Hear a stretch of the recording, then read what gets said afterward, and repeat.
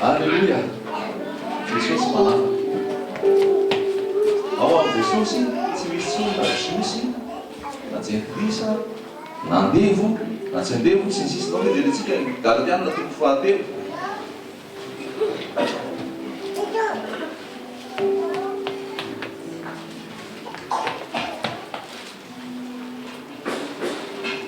Galatiana toko fahatelo andiny fahavalo amby roapolo. Zao voasoratra. Galatiana toko fahatelo andiny fahavalo amby roapolo.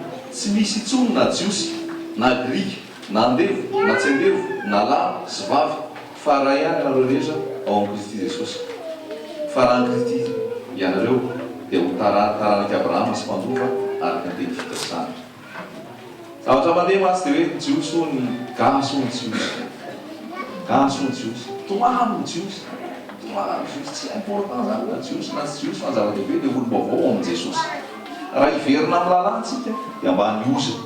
Ao ambany ozona na lalàna kely rera dia zahanao hoe inona dia davinao atao hanamarina dia ambany ozona. Raha mbola ianao mbola mampifahafolo-karena ambany ozona. Raha ianao mbola manajany lalàna ka mifady ny hanina zao mbola ambany ozona. Mazava mihitsy any teny zany. Raha mbola lalàna anao rahanao dia eritreretra hoe ino makasitrahany tompo soala marinana anao ambany ozona ianao. Fa Jesosy efa nanafaka antsika tamin'ny lalàna. Efa nanafaka antsika tamin'ny lalàna. Zay mahatonga Jesosy niteny teo amin'ny hazo fijaliana hoe tout est accompli. Zany hoe fa vita. Ka tsy andeha hiverina ny amin'ny lalàna hoe ahoana indray ilay lalàna 3:9. Fa io kelikely ambonimbony kely ary amin'ny andiny 520. Galatiana toko fahatelo andiny 520. Koa ny lalàna dia mpitaizantsika ho amin'ny Kristy mba ho hamarinina noho ny finoana isika. Zany hoe iny lalàna iny mitarika anao pasy anao ao amin'ny Jesosy fotsiny fa tsy hijanonany. Fa rehefa tonga ny finoana dia tsy fehezana izay mpitaiza intsontsika. Ary tsy fehezana lalàna intsony ianao rehefa tonga ny finoana. Finoana an Jesosy, le lalàna Jesosy le 3:9 ity nalazay. Fa rehefa tonga ny finoana dia tsy fehezana izay mpitaiza intsontsika. Fa ianareo rehetra dia zanak'Andriamanitra amin'ny finoana any Kristy Jesosy. Finoana an Jesosy ny zava-dehibe. Finoana an Jesosy ny zava-dehibe. Dia raha ohatsika koa ny Romanina toko faharoa andiny fahavalo amby roapolo.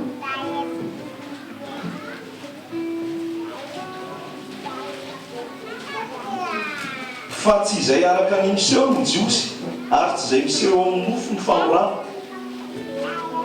Fa izay araka ny miafina ny jiosy ary ny famorana dia amin'ny fo, amin'ny fanahy fa tsy amin'ny soratra.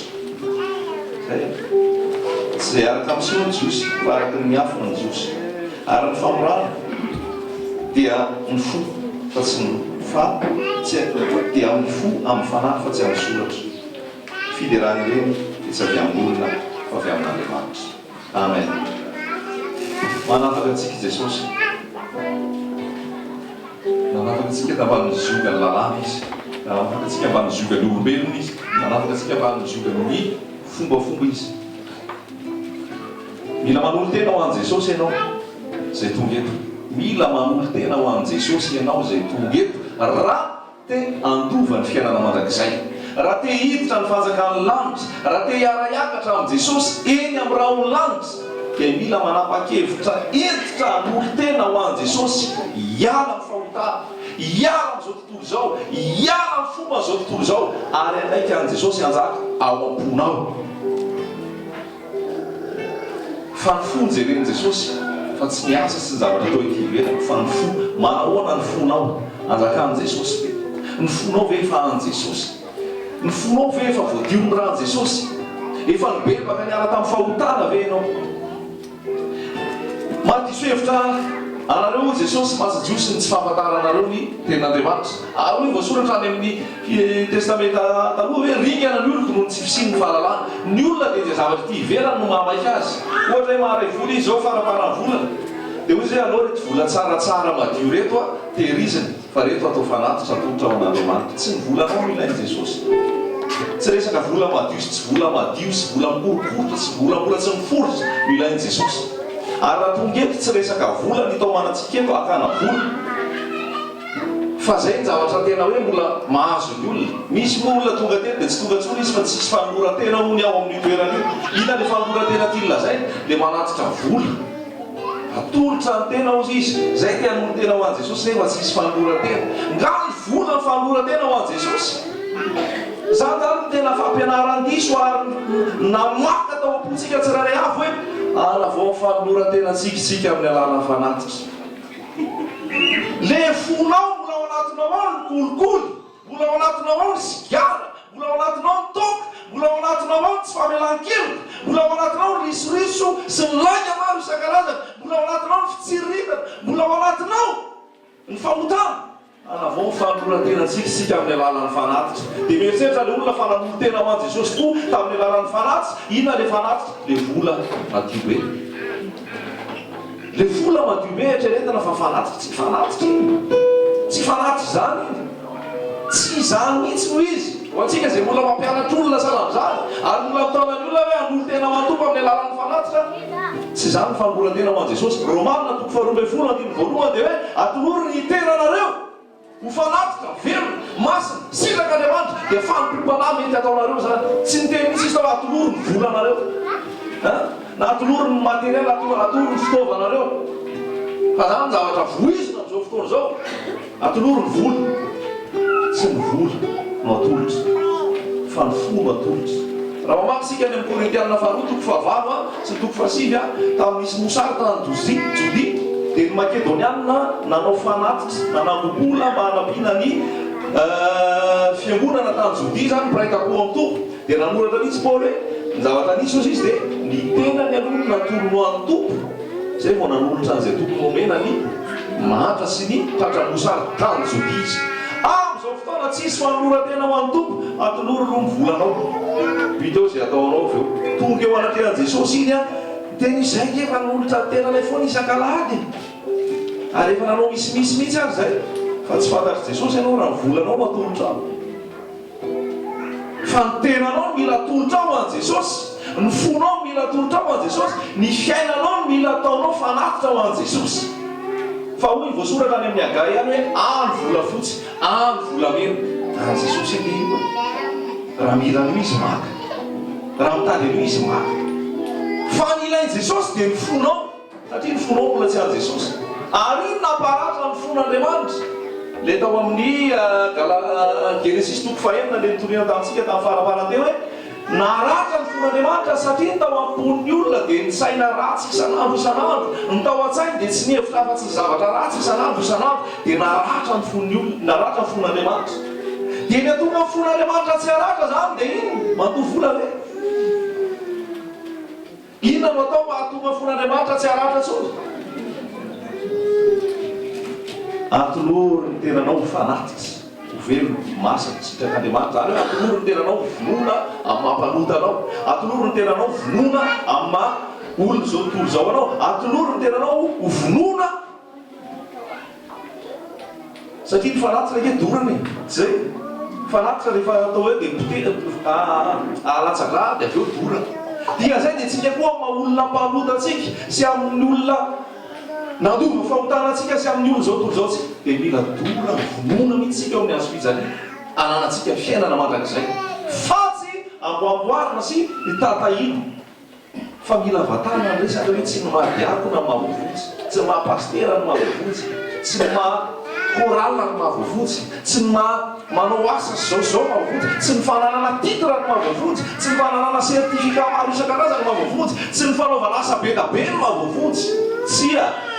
Fa ny mahavovotsy dia ianao manolotra ny fonao an'i Jesosy, ianao mibebaka, ianao niala tamin'ny fahotana. Fa firy amintsika nanolotra tena marina ho an'i Jesosy, firy amintsika ny tena niala tamin'ny fahotana, firy amintsika no nandao ny fahotana, nandao izao tontolo izao ary niditra ho amin'i Jesosy. Fa mampalahelo ny olona amin'izao fotoana izao fa hiverina fa voavotsy izy satria ary amin'ny atoko tivavahana sahala amin'izao. Mieritreritra fa voavotsy izy satria efa nisy ao an-damosiny eo efa nisy asa be da be vitany. Mieritreritra fa voavotsy izy satria manana sertifika zao sy navitan'izao asa rehetrarehetra izao. Tsy zany ny lalana. tsy zany lalana. Hoy Jesosy hoe zany lalana sy famarinana ary fiainana. Ny fiaonanao amin'ny Jesosy, ny fiaonanao amin'ny Jesosy, ny fandolianao tanteraka eo amin'ny Jesosy, ny famoizanao tanteraka ny fahotana, ny fialanao amin'ny fahotana tsy ny fiverenana amin'ny intsony. Zay no mahavovozy ianao. Ary tsirairay personnel. Tsy hoe dadaray pastera na dadabe anay pastera dia izaho tsy pastera dia izaho voavotsy, tsy zany mahavovozy. Fa ny fonjeren'ny tompo. Fonjeren'ny tompo. Fonjeren'ny tompo. Halleloja. Fonjeren'ny tompo. Mahery Jesosy. Aiza ho aiza ny fonao amin'izao fotoana.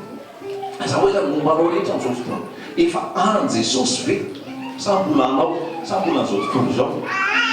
Mbola misy fahotana miafokafona ve any? Mbola misy fahotana tehirizina ve any? Fa na voasingy anao paingotra kely ary, fahotana fantatrao kanefa tsy ialanao, dia ino tsy hatafiditra ny lanitra. Tsy misy marina antsika eo anatrehan'i Jesosy. Ary Jesosy ny manamarina. Ary rehefa Jesosy zay manamarina, mila mamotsitra ianao ny amin'ny fahotana rehetrarehetra. Mila mamotsitra ianao ny fahotana rehetrarehetrarehetrarehetrarehetra. Zay ny mahatonga Jesosy miteny hoe mihavana faingana amin'ilay manana ady aminao dia mitoly any an-dalana nareo. Fa andreo le manana ady aminao hanolotra anao ampitsara, dia le mpitsara anao hanolotra ny tranomaizina, dia tranomaizina ampijaly anao tsy ho afaka ao ianao mamatra mpandomanao varina ivety farana. Dikan'izay dia zao mandritry ny fiainanao ety an-tany, mandra-piaranao eto amin'ity tany ity na mandra-pahatonga ny Jesosy, regleo amin'Andriamanitra ny fiainanao, regleo amin'ny Jesosy ny fiainanao, mihavana amin'ny Jesosy ianao, mandra-pahatonga izay fotoana hiavy Jesosy any amin'ny raolanitra, mandra-pahatonga izay fotoana ialanao eto amin'ity tany ity, mihavana amin'ny Jesosy ianao. So tsy tafahavana ianao ka tonga izy ho avy ny fitsarana. Jesosy ange hiveriny. Jesosy ange hiveriny, ary fiveriny izy tsy ohatran'le omena ny miora sy ny zava-manitra ao an-tranon'ondry intsony. Fa rehefa hiveriny izy, dia ozy izy ho avahany eo ny ondry sy ny osy, ho avahany eo ny vary sy ny tsy pahafaly. Hiverina amin'ny mampanjaka azy Jesosy. Hiverina amin'ny mampanjaka azy Jesosy, tsy hiverina amin'ny mampamonjy intsony. Ny mampamonjy efa vita ny tany amin'ny taona 2000 lasa tany, efa vita ny mampamonjy azy iny. Fa ny hiverenany amin'izao manaraka izao dia hiverina amin'ny mampitsara azy izy. Hiverina amin'ny mampitsara azy izy, ary io mpitsara io tsy voavidy kolikoly io.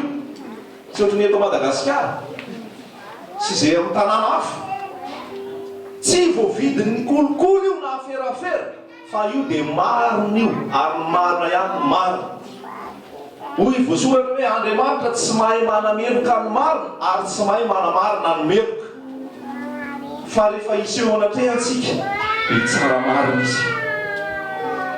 Zay mandeha miteny izy ka mino izay naniraka no manana fiainana mandrakizay ka tsy ho elohy, fa tafafindra niala tamin'ny fahafatesana ho amin'ny fiainana izy. Jaona 4:10. Zay mandeha miteniko ka mino izay naniraka no manana fiainana mandrakizay ka tsy ho elohy, fa tafafindra niala tamin'ny fahafatesana ho amin'ny fiainana izy. Tafafindra niala tamin'ny fahafatesana ho amin'ny fiainana. Zay mandeha miteniko ka mino izay naniraka manana fiainana mandrakizay tsy ho elohy. No ahafahanao tsy ho elohy, no ahafahanao hiala amin'ny fahafatesana, tokana ihany fiaonanao amin'ny Jesosy. Fiaonanao amin'ny Jesosy. Efa tafahoana amin'ny Jesosy marina ve ianao? Efa tafahoana amin'ny Jesosy ve ianao? Efa an Jesosy ve ny fonao? Efa Jesosy ve manapaka ny fiainanao? Efa ny fonanao ve ny fahotana rehetrarehetra izay tsaronao na tamin'ny ianao mbola 12 taona na 20 taona azy? Fa eo amin'ny tompo zany rehetrarehetra zany raha tsy ny fonanao dia mbola tahiriziny daholo. Andriamanitra lazaintsika hoe fitiavana marina zay, ary zay foana ny voizina. Andriamanitra fitiavana, Andriamanitra fitiavana, fa Andriamanitra ihany koa dia mpitsara marina. Ary maha-Andriamanitra fitiavana zay tsy afaka hiara hifaly amin'ny tsy fahamarinana izy. Romains Korintianina 2:7 hoe ny fitiavana tsy miara mifaly amin'ny tsy fahamarinana, fa miara mifaly amin'ny fahamarinana kosa. Zany hoe le fitiavana tsy misaraka amin'ny fahamarinana, le fitiavana tsy misaraka amin'ny mampitsara. Dia tsika tsirairay avy dia mbola misy tombonandro, mbola misy fotoana ahomany ny fiainantsika. Zay mandray ny teniko, enao ny tenin Jesosy. Rehefa mino ny tenin Jesosy nefa dia misy dikana roa, misy safidy roa, ino anao sa tsy ino? samy maheno daholo antsika rehetrarehetra eto zao e. Fa misy mino, misy ny tsy mino. Misy milatsaka any am-po teny dia mitondra fibebahana. Misy latsaka any am-po fa tsy mitondra ninninona, tsy moafody voagejantsilo maina. Fa zay mandreny teniko sodra tompontsika fa afaka maheno azy, fa tsy vita ny maheno fa mino zay nanino. Ary manana le finoana zay raha ely teo hoe ny finoana no mahavavotsy. Finoanao a Jesosy, ny finoanao aveo no mitarika anao hiala amin'ny fahotana. Matoa ianao mino dia misy dikana zay a mihetsika ao aminao. Nino no a ary ny finoanao a ny finoanao a no mitarika azy nanamboatra ny samy fiara mba hialany amin'ity taranaka mijangajanga sy maloto ity. Tsy nino izy dia mipetraka fotsiny teo fa nino izy dia nanamboatra ny samy fiara ary nitaizany zanany sy ny vadiny hoe io samy fiara io midilatsika rehefa saina miditra ao tsika. Nino dia minanao azy. Any rehefa mino ihany koa dia porofoy fa nino ianao dia nielanao fahotana, nielanao zao tontolo zao, nielanao ny lainga, nielanao ny alatra, nielanao ny kolikoly, nielanao ny paraka, nielanao ny sigara, nielanao ny toka, nielanao ny fomba zao tontolo zao. Zay ny porofo fa nino ianao. Fa nao milaza mino nefa ny fiainanao ihany, ny fiainanao ary ny fahotana mbola anatinao tsy mino anao zay. Fa ny finoana dia misy zavatra miantraika be avy hatrany hoe nino no a nanamboatra ny samy fiara, niditra atao amin'ny samy fiara. Ary tsy samy hafa misy hoe mino a dia andovoly, tsy zay. Mino a dia anao rakitra, mino a dia hiditra sapa, mino a dia anao asa zao sy zao. Tsy zany ny finoana. Ny finoana dia le atao anaty manaiky an' Jesosy, miala ny fahotana, miala ny faratsiana, manaiky ny famonjena nataon' Jesosy. Zay no atao hoe finoana. Dia rehefa mino anao dia manana ny fiainana mandrakizay avy eo. Rehefa mino anao dia manana ny fiainana mandrakizay ary tsy hoelohina intsony. Fa raha tsy mino anao dia mbola voahelika. Halleloia, mila maritra ihany koa tsika. Zay mino sy atao batisa no vonjena. Le finoana no mahavoavotsy hatramin'ny farany. Misy olona mino dia natao batisa dia aveo izy mieritreritra hoe voavotsy foana lasa izy averina ny fanao zao tontolo zao. Dia mieritreritra fa voavotsy. Raha toa ianao ka efa nanandrana ny fiainana mandrakizay sy ny fahasaran'Andriamanitra kanefa ianao miverina indray dia tena loza ny fianjerany ary tsy misy fanamarinana sy fanavotana antsony.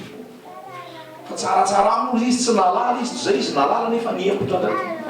Nialika azo izy, nialika no miverina amin'ny alohany izy. Enda zay mipetera.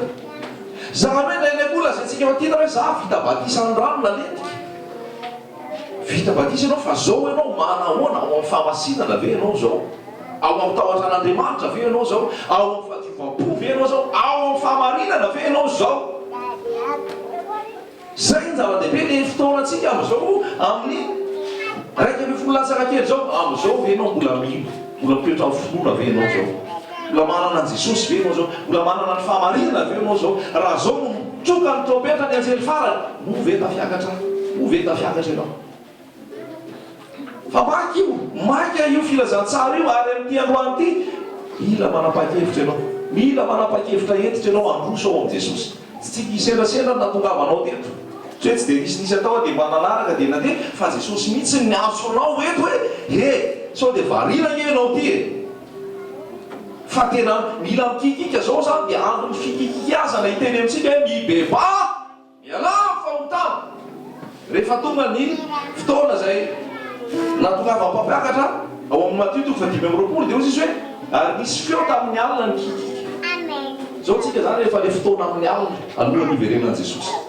Efa le fotoana amin'ny alina fikikizana zao amin'ny salama amin'ny Isaia 5:20 hoe zao ny fiantsonao fa zatao malemy, ambarao amin'ny oloko ny fahadisoana. Fa ringana misy ny olona montsy sy ny fahalalana, eritreretany fa niasa fanompoana sy ny vola natolotra ny mahavavonjy azy. Fa nefa ny fo tsy miova, tsisy ampony zany. Fa ny fo mila tolotra ho an'i Jesosy mihitsy aloha. Ny fo mila manaiky an'i Jesosy mihitsy aloha. Dia rehefa tafahavana ianao dia hoy ianao vao tonga eo Jesosy dia vita.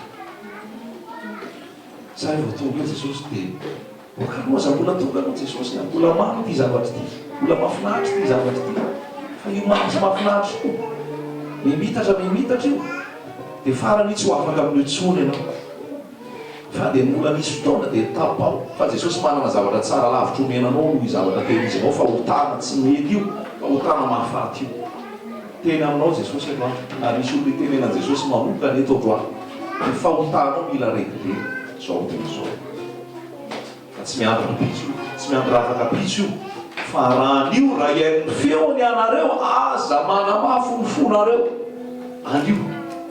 anio no nanao amiko any paradisa ho Jesosy nasen'le jiolahy zany hoe anao androany raha miaiky ny fahotanao raha miaiky ny tsy famendrehanao raha miaiky fa nandova ota ary miaiky fa tsy mahavontsy tena fa mila famonjenao am Jesosy dia enao le ilainy Jesosy enao le mahazo ny famonjena fa raha mbola nieritreritranao raha ny fahaizanao raha ny lasanao sy ny zavatra rehetra nataonao no entinao anatrehan Jesosy anamarinana anao fitafina miosondraha zany ozy ny ao amin'ny Isaia fitafina miosondraha tsy ny zavatra entintsika sy ny ataontsika mihitsy no entintsika eo anatrehan Jesosy fa tsika miafinao am Jesosy rehefa miafinao am Jesosy tsika tonga Jesosy miseho présente eo amray tsy tsika no hitany ray fa Jesosy no hitany ianao rehefa ao am Jesosy zay kely hoe ao am tompo tsy tontonona fotsiny le ao am tompo io hoe avana malala ao am tompo fa misy dikany be hoe nihiditra ao am Jesosy ianao ary rehefa tafiditra ao am Jesosy ianao tsy hita ntsony ianao fa Jesosy no hita dia iny no hitany ray dia miafina ianao fa raha ianao no mbola tsy ao am tompo dia tsy manana ny fiainana mandrakizay ianao ao am tompo ve ianao ao am Jesosy ve ianao ao am Jesosy ve ianao ao am Jesosy ve ianao fa afaka miditra mambra ao am Jesosy ianao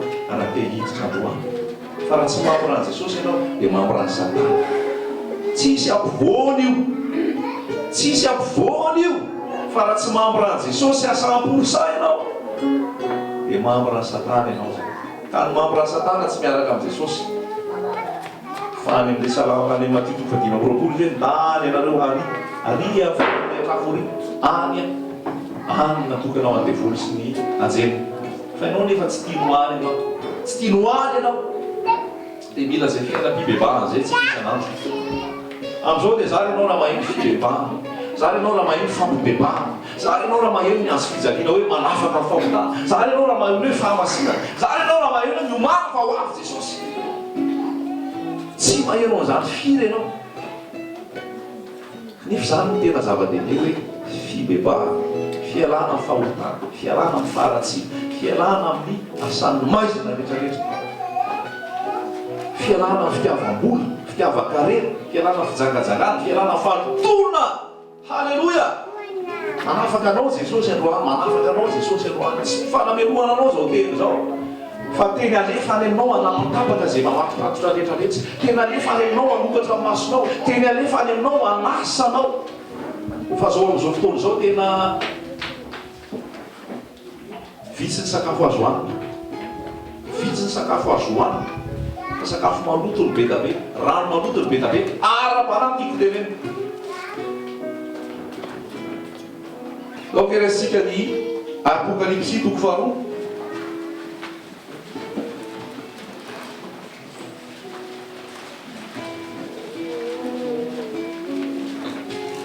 Apocalypse 4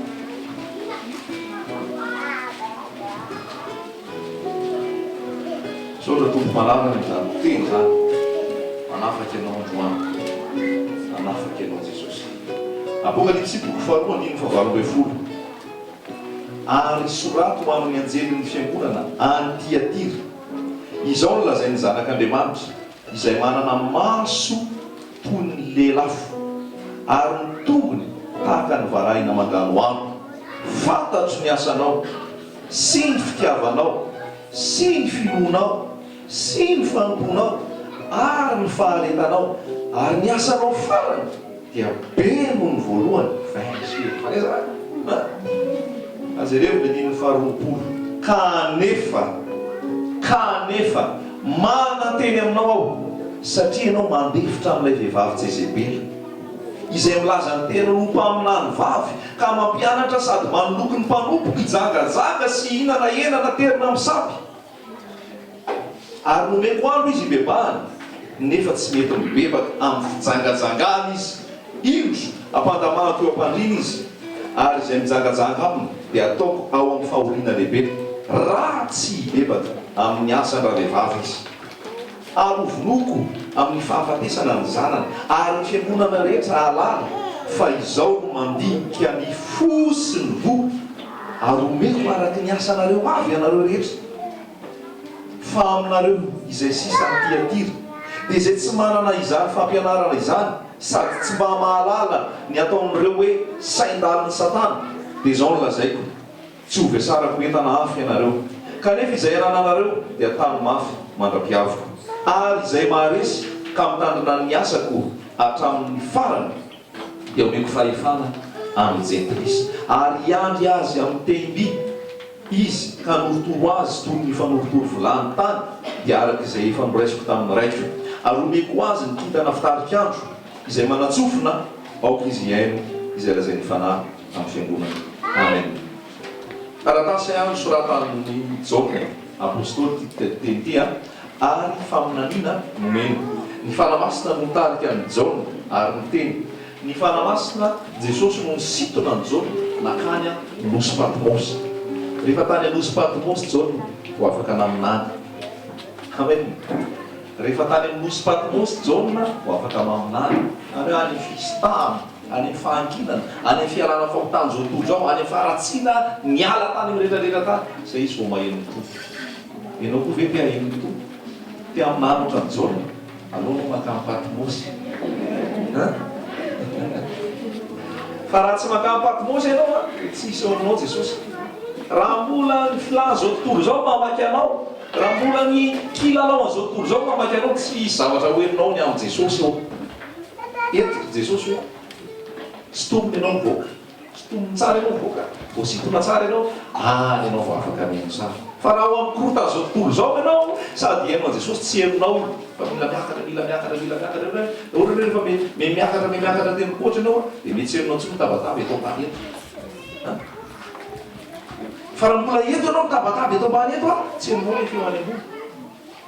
Dia zay na tonga Jesosy ihany koa nitarika ny Jaune na Petera Jakoba niakatra tany an-tendrombohitra tany nahitan'i Jesosy miova endrika. Fa raha mbola teto tany dia mbola le mofo dimy sy hazan-drano roa sy le mofo fito sy hazan-drano roa sy le zavatra ohatr'izany. Fa mila miakatra dingana, miakatra tany an-tendrombohitra na henon'i Jesosy. Tsetsatsetsatra tsy azo tonga hoe Jaune tany nosy Patmosy ho ny ahenao ny tompo ary naminany. Tany hoe mpaminany ny tompo zany koa tsy mifangaroaro zany. Tsy anatina association zany. Hoe association an'ny fiangonana zany, association an'ny pastera fiangonana zany, tsisy association zany amin'ny Jesosy. Na fiangonana zany na fiangonana zoka, tsisy fiangonana zany tsy fiangonana zoka zany amin'ny Jesosy. Fa fiangonana dia iray zay nino an Jesosy, manana ny fanamasina, mitoetra amin'ny fahamasinana, manana ny tahotra an'Andriamanitra ary mandresy ny fahotana ary manitsaka an'ilay mianarana, manitsaka ny mainka, manitsaka ny fampianaran-diso isan-karazany manohatra an'izao tontolo zao. Zany no atao hoe fiangonana, tsy zokony io na zany. Fa fiangonana Jesosy Kristy, halleloia! Zay no atao hoe fiangonana mandresy ny fahotana ary mijoro vavolombelona Jesosy.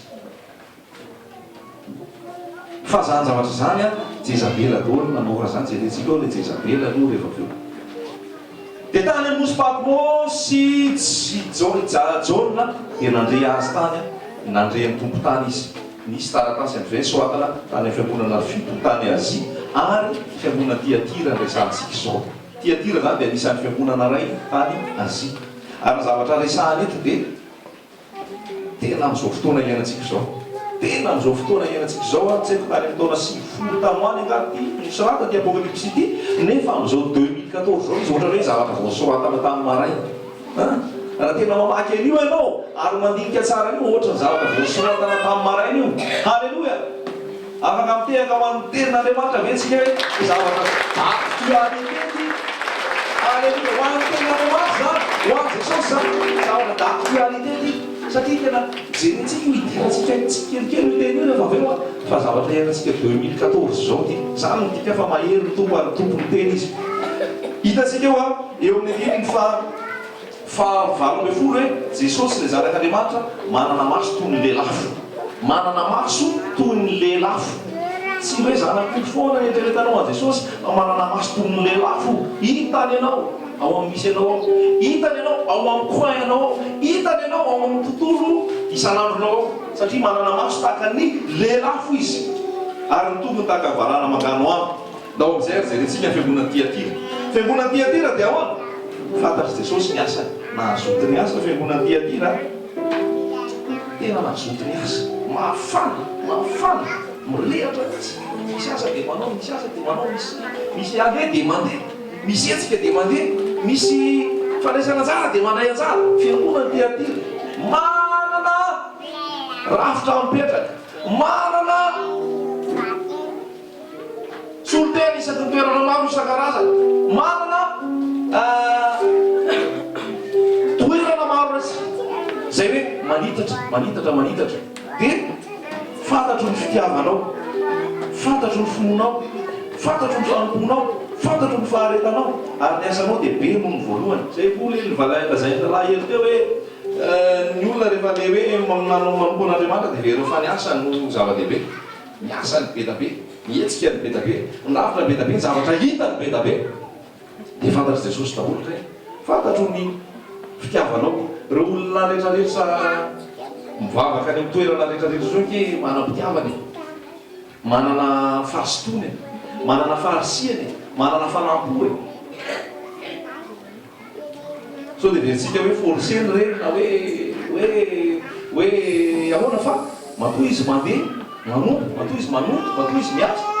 Dia manana an'izay izy hoe fantatry Jesosy hoe manana fitiavana izy, manana fanompony izy, manana finoana izy, ary ny asany amin'izao fotoana lehibe no ny asany tamin'ny tao aloha. Hoe roborobe zany raha arakasy, roborobe raha arakasy. Raha trano fivavahana zao dia hoe navita trano fivavahana keza hoe efa miantoka zanam-piangonana etsy roa, ary efa misy antenne na tsirairay avy any amin'ny faritra sy any amin'ny faritany rehetrarehetra azy amin'izao anaraka ty fiangonana any, fiangonana zao, fiangonana zao. Fantatry Jesosy daholo zany, fikerizanao fahazotonao, faharisianao, finoanao. Fa zao no lazain'i Jesosy, manana teny aminao a, satria ianao mamela n'ilay vehivavy Jezabela hampianatra. Ny important dia havana malala, ny zava-dehibe, inona le zavatra omenanao rehefa omena sakafo ianao. Rehefa tonga ny fotoana andraisanao ny tenin'Andriamanitra, rehefa tonga ny fotoana ienonao ny tenin'Andriamanitra, inona ny sakafo arosonao ao. Ny rafitra ihany, ny trano ihany, ny olona ihany, ny akanjo ihany, ny fitaovana ihany. Fa inona le sakafo? Mana teny aminao Jesosy fa ianao mamela n'ilay vehivavy Jezabela hampianatra, izay milaza azo mpaminany kanefa tsy izy. Mana teny aminao satria ianao mandefitra amin'ilay vehivavy Jezabela izay milaza ny teny no mpaminany vavy, ka mampianatra sady maloky ny mpanompoko hijangajanga sy hinana ela naterina amin'ny sampy. Zany ny zavatra misy amin'izao fotoana. Fanahy Jezabela no manjaka. Fanahy Jezabela no manjaka. Iza moa Jezabela io? Jezabela io raha mamaky ianao amin'ny mpanjaka voalohany toko fahenina ambin'ny folo dia ny manaraka ao aorianao misy tantarany Jezabela. Jezabela dia tsy iza fa ilay vehivavy Sidoniana nalainy Akaba vady. Mpanjakan'Israely Akaba, dia Akaba nakany Jezabela ho vadiny. Dia io Jezabela io no nitarika ny Akaba hanompo sampy, hanompo ny mpaminany Bala sy ny mpaminany Astarte. Zany hoe hitantsika amin'izay ilay vehivavy vady nalainy Akaba, fa vehivavy nitarika ho any fanompo sampy. Rehefa vakitsika mpanjaka voalohany toko fahenina ambin'ny folo.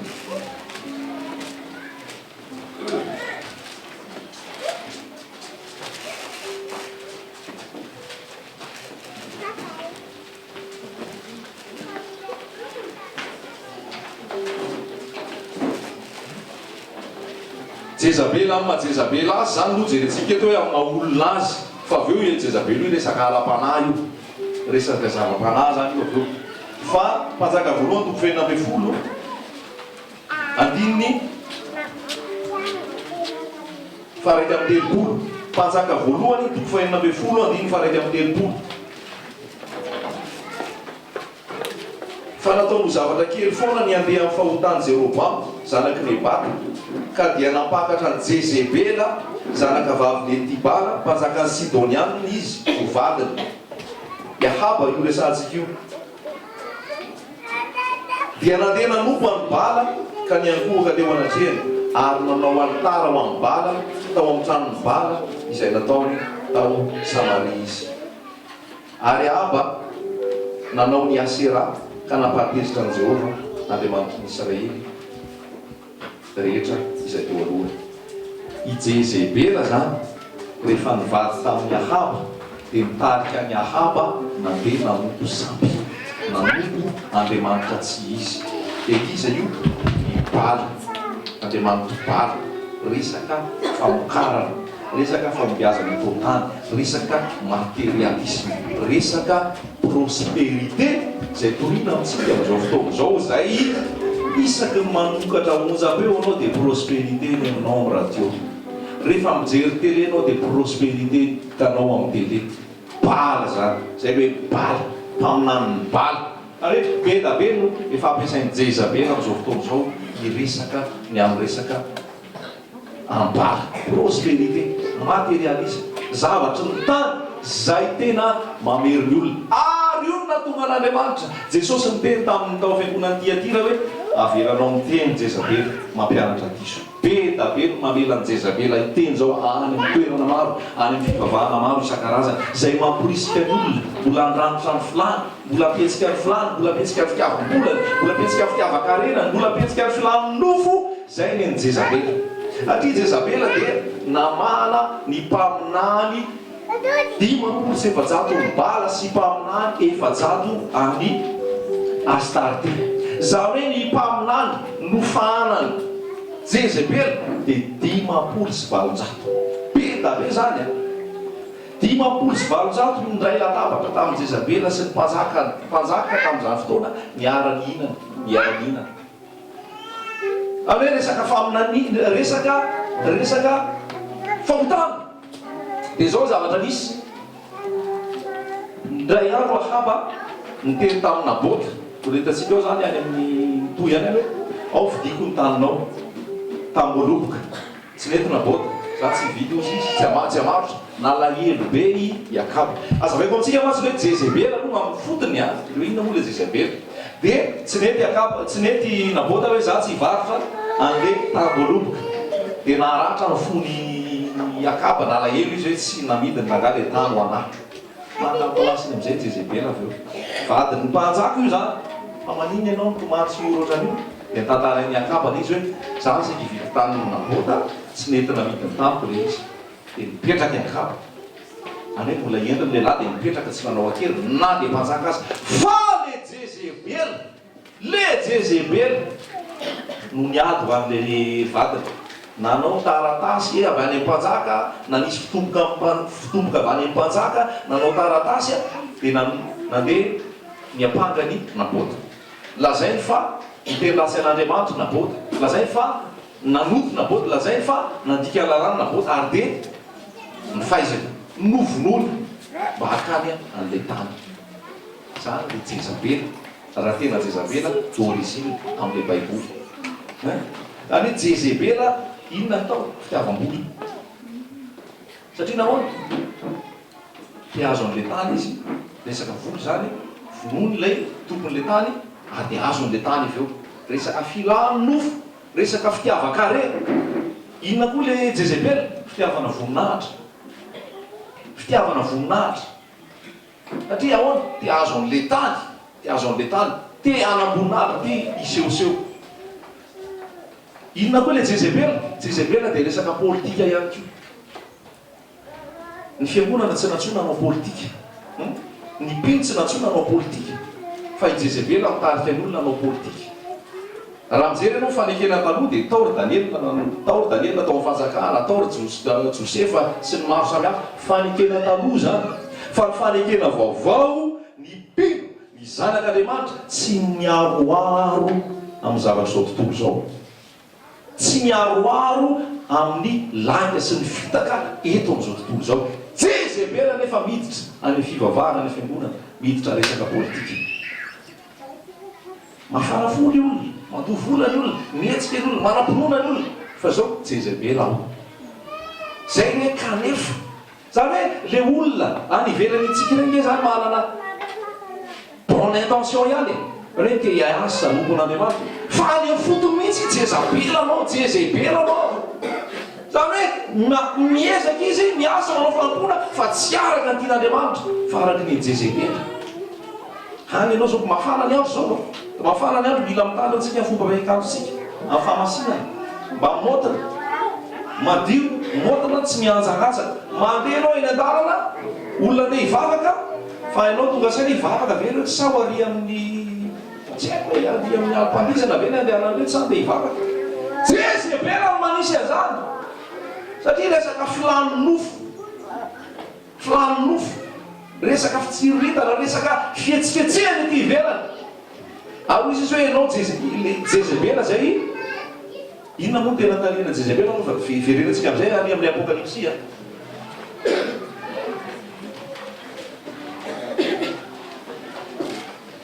Apokalipsia toko faharoa milaza tena no mpaminany vavy ka mampianatra sady manoloko ny mpanompoka hijangajanga sy hinana erina aperina amin'izany. Eo tsika zany zao tany. Jezebela milaza fa mpaminany vavy. Jezebela milaza fa mpaminany vavy ary mitarika amin'ny mpanompo hijangajanga sy hinana erina aperina amin'izany. Ny zavatra takin'ny ray amintsika dia tsy hijangajanga-tsika, tsy hijangajanga ara-mofo sy tsy hijangajanga ara-panahy. Ao amin'ny Jesosy Kristy tompo tsy misy ny ecuménisme. Tsy misy hoe io fa miaraka ny katolika sy ny protestant sy ny slamo sy fijangajangana ara-panahy zany. Raha tena pino anao zanak'Andriamanitra ianao tsy hisy ifandraisany zany rehetrarehetra zany. Satria nahoana? Zavatra fana. Zavatra olombelona milohany, zavatra olombelona no banao, olombelona no baikao ary fanompotsapy moderna anao. Tsy araka ny tenan'Andriamanitra zany. Mety manafotoana anao zany androany, mety managaga anao zany androany, fa zany ny famarina milasaka amintsika. Tsy misy ecuménisme zany ao amin'tao. Le ecuménisme matsy dia zao. Manana ny heviny izy za koa manana ny heviko fa amin'ny fotoana ray ndao malefileferina kely le hevitra dia mitao hoe zavatra anankiray mieritreretra le hevitra ao nefa mbola ao ihany. Ny arahabary-Maria ao ihany, ahoana ny arahabary-Maria? Tsisy arahabary-Maria zany ao amin'ny Jesosy. Jesosy ny lalana sy fahamarinana ary fiainana. Maria dia any an-danitra dia izay fotsiny. Fa tsy Andriamanitra iny na hoe mpanalalana amin'izy na amin'izy. Tsisy hoe masin-dazao na masin-dazao na masin-dazao. Dia izay tsisy hoe papa ray masina zany. Izany ray masina. Andriamanitra tokana any an-danitra ny ray masina. Fa i Jezebela napiditra an'izany. Ho antsika tsirairay avy eto. Zay ny fahamarinana ary tsy maintsy torina. Jezebela, papa ray masina. Tsisy papa ray masina zany eto tany. Tsisy lohan'ny fiangonana ray masina zany. Fa ny ray Jehova ray no masina. Ny olona dia olona daholo ihany. Fa lasa fanompotsapy zany Jezebela napiditra an'izany. Fanany Jezebela zany. Ary io resaka katolisisme io lovany rehetrarehetra kely. Katolika daholo ihany fa déformé kely. Ny evangelika koa ara katolika. Satria misy dada ao ambony ao. Papa. Ya misy papa zany. Papa anao, dada ray papa anao. Fa tsisy azo atao raha tsy mihaino amin'ny papa. Katakany amin'ny dada, mihaino amin'ny dada amin'ny evangelika io. Jezebela daholo zany. Fanompotsapy zany, fanompotsapy moderne. Tsy afaka no afaka mihitsy le olona fa eno lehilahin'Andriamanitra. Eno ny mpaminany vavin'Andriamanitra fa any amin'ny mpaminany vavin'Andriamanitra no afatra. Nefa mpaminany vavy mitarika anao amin'ny fahalitoana, mitarika anao fijangajangana. Zay lefa zay teo mitarika anao fijangajangana, fiarorona fahotana. Tsy mitory anao ny azo fijalian'i Jesosy zany ialanao fahotana, ialanao amin'ny tsy fahamarinana fa miaroaro. Miaroaro. Manao kolikoly ianao. Tsy tenenina zany fa mivavaka ihany dia aloavo voly. Manao risoriso anao ny jirama atao miafa vetivety io dia vita fa alao mba manao an'io e. Fa tsy milefitra amin'izany ny tompo i Jesosy tsy milefitra amin'izany fa rehefa marina dia marina. Manao kolikoly ianao anaovanao taratasy ilamina vetivety fa ianao nefa mpivavaka ihany. dia raha ny jezebely ianao dia tsy teneniny jezebely zany fa atao viary fa ianao sady mivavaka. Hitsara fiara ianao tsy entinao tômôbila fa taratasy fotsiny alefanao any ringana lolotsy nohony tsy fisian'ny fahalalana beta be ny salam'izany eto Madagasikara miteraka embouteillage fotsiny avy eo tômôbila tsy tokony ho lany satria risoriso no mipetraka kolokolo no mipetraka dia mivavaka nefa malagasy iambina mpiarina malagasy kristianina malagasy fa kristianina makaizy kristianina manao ahoany kristianina manao inona to miaraka amin'ny jezebel kolokolo sy ny laiky risoriso raha manana ny fahamarinana ianao manana ny fahamasinana ianao manomboka loany ianao tômôbilinao entinao any amin'ny centre fanaovana fitsarana tômôbilina fa tsy ny taratasy fotsiny noentinao any rehefa tsy voatsara iny alô tsy voatsara any amboary koa zany fa misy tsy mety ao fa mandeha tsika dia lasa kolotsaina ny kolokolo dia tsy mahavita zavatra raha tsy maome kely na zavatra tokony ilamizao raha dia mbola misy foana misy amina kely viany mba omena azy efa asana io dia asana io azo omena ninninina izy fa zany kolokolo zany ny rary tsy nitsiny avelatsika tsika milaza fa kristianina ihany tsika milaza fa eto eo tsika milaza fa zanak'Andriamanitra ihany nefa ny taratasy osika ataotsika ny langy atazonitsika ao ny tsirariny ataotsika fa na ny jezebely ataony zany satria zay ny jezebely ny aika tariva tany tsy tokony anazy dia ahoana nalainy ankeriny fotsiny sady nyvonono ny tompon'le tany zany fa na ny jezebely koa am'izao fotoana milaza fa kristiana fa tia azo zavatra nefa dia ao anatin'ny kolokolo sy ao anatin'ny langy ringana noloko noho ny tsy fisiny ny fahalalana mamitaka sady fitahana fanahy jezabely mampianatra ny oloko hijangajanga malahelo ke Jesosy be da be nge reny olona Jesosy reny voafitaka olona tokony ho tenenao mba alavao ny ziponao tsy teneninao alavao ny zipo fa ny volany ihany lalainao sy ny fotoana mahafinaritra anao le olona nefa ao anatin'ny fahalotona tsy teneninao olona tokony tenenao mba afero ny sany tsy teneninao zany tonga izy karaha dia aseho foana ny sany akariny foana io zipo jezabely ao anatiny ao ny mpitarika tsy miteny fahatolo zany mila ahitsy mila torina ny fahamarinana mila torina ny fahamasina fa tsy hitatsony hoe kristianina ve reto sa tsy kristianina fa inona ny norme tsy hitatsony norme am'izao ozy ny any Isaia hoe lasa ny tsara lasa ratsy ny ratsy lasa tsara fa mila mialatsika ozy koa izy hoe asainao mihinana herina terina amin'ny sampy io tsy zavatra arabaka teo io misy herina terina amin'ny sampy dia hoaninao fa ny fampianarana malotoloto fampianarana laingalainga ampianarana anao i Daniela rehefa natao sesitany tany a Babilôna Daniela tsy mety hinana ny sakafo mpanjaka fa inona ny teneny anao ny legioma ihany anao ny sakafo legioma ihany fa za tsy mihinana an'io herina terina amin'ny sampy io satria nahoana misy fahatolo misy fahatolo misy loto evy ny ara-panahy zay dia zao ny teny rehetrarehetra zay raisinao sy ny manompon'Andriamanitra zay zara ny teny aminao fantaro hoe izy inona ny vokatra voakany amin'ny fiainana inona ny zavatra manahoana ny momba amin'ny fiainana manahoana ny zavatra lazainy ao fa tsy zay mandeha rehetra ity dia hoaninao daholo zay le hena terina amin'ny sampy zay le zavatra ara-panahy tsy hoe rehefa kristianina kory dia izy daholo tsy hoe rehefa mivavaka kory dia ao amin'i Jesosy daholo fa be da be ny sakafo maloto be da be ny hanina maloto be da be ny hanina naterina amin'ny sampy firaisana tsy kombakomba amin'ny mpanjaka zay ao anatin'ny fahalotona ao anatin'ny fahalopotsampy bala sy astarte dia zay mahatonga ny elirery no mifanohatra tamin'ny mpaminany 500 ny marina ny vitseny marina ny vitseny isy marina kelikely fa raha be da be zay izy a mieritserety ty 500 ny tao reny mpaminany bala sy astarte elirery no mifanohatra taminy tery ny varavarana makany an-danitra ho Jesosy ety sady tery vitsy ny makany fa makany amin'ny fahaverezana ay mitahana be io dia betsaka amin'ny makany mampalahelo mihitsy ny zavatra torina amin'izao fotoana tsy mitory ny azo fijaliana manafaka anao zany fa mainka dia ampienjera olona mainka dia ampitapatapa olona sy ampikikika olona fa mitapatapa ikikika mienjery fa fahotany ihany lefa voaka ny trano izy raha pisy izy mbola iny any tena misy tena fampisaviana ao amin'izay zay be nampanelo afa nisy olona tsara zay jerena maly pastera le olona any Afrique du Sud fa le olona rehetrarehetra vavaka ao aminy teneniny fotsiny dia lasa mihinana bozaka ery atokotany salafa varoapolo hoe mampaly amin'ny AOS izy mamahana anahy izy tenenile pastera fotsiny dia mivoaka daholo dia mihinana bozaka ao atokotany tena asan-devoly zany milaza zany fa kristiana milaza zany fa pastera nefa mitondra maka izy zany ny fijakajangana mampiny fotsiny ao ambadika zany tsy lazaina tso fandrina amin'ny olona tsy valinao fa nipotsapy tena hoe faloto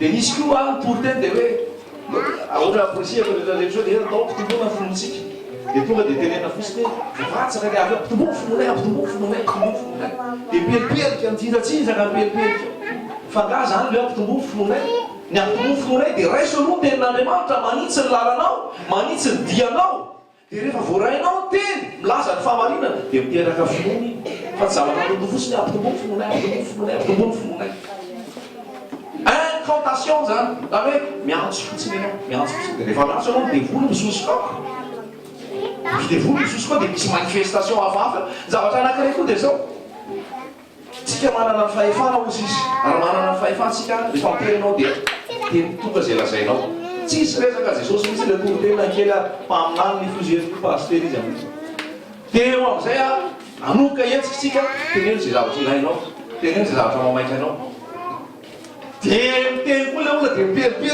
karavadin'olona zany tianao ankatahana dia iny zany no ankatahanao tenenina tsy ahitsinao amin'ny tenin'Andriamanitra le olona fa dia hoe teneno zay ilainao raha tobila ry ao ankalarina ry zany dia teneno zay ilainao dia hiteny ianao tsisy tenin'Andriamanitra ringana ny oloko noho ny tsy fisiny ny fahalalana ringana ny oloko noho ny tsy fisiny ny fahalalana tsy resaka teny averimberina io raha resaka teny averimberina io tena efa miliardera zany ao malagasy fa resaka fo tena miofo io manaiky an' Jesosy dia zay ny Jezabela fitiavana voninahitra fitiavam-bola fitiavana laza fitsangajangana ara-mofo sy ara-panahy fidio zay olona iarahana mivavaka fidio zay toerana le mivavaka ka raha resaka volany ao resaka fananana ao resaka raha materialiny ao ary tsisy resaka fanjakany lanitra sy amin'i Jesosy mitsoa malaky tao amen mitsoa malaky tao raha mamoana ny santana ny zavatra torinao aminao ao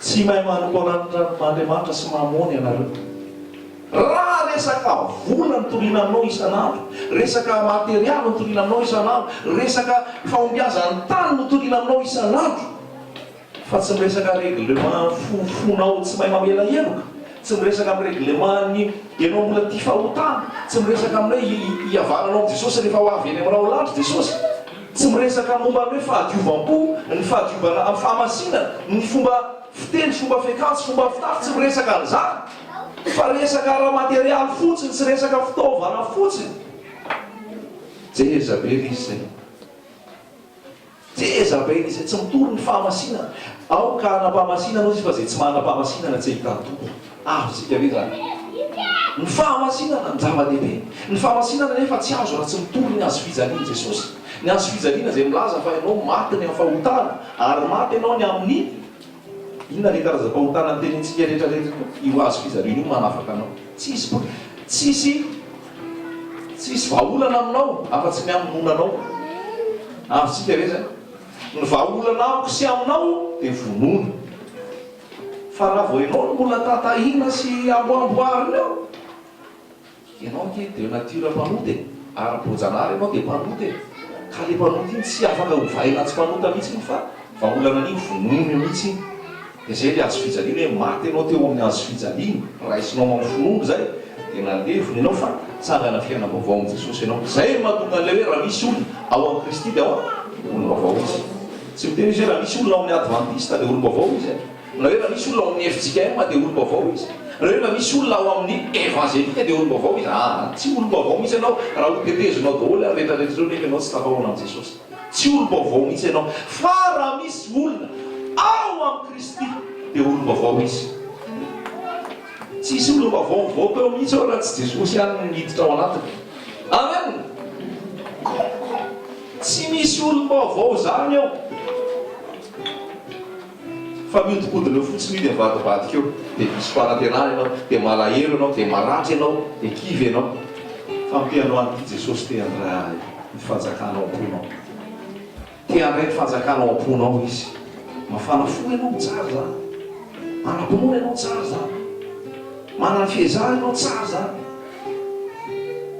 manana manompo be ianao tsara zany. Fa oa le zavatra hoaninao ve no madio, le zavatra iainanao ve madio, le tontolo iainanao sy renesinao ve madio. Fa raha manana ny fahazotoana rehetrarehetra zao ianao nefa jezebela manjaka ao, verimaina ke zany, verimaina zany. Fa mity aloha an'ity ekeo Jesosy ao am-ponao.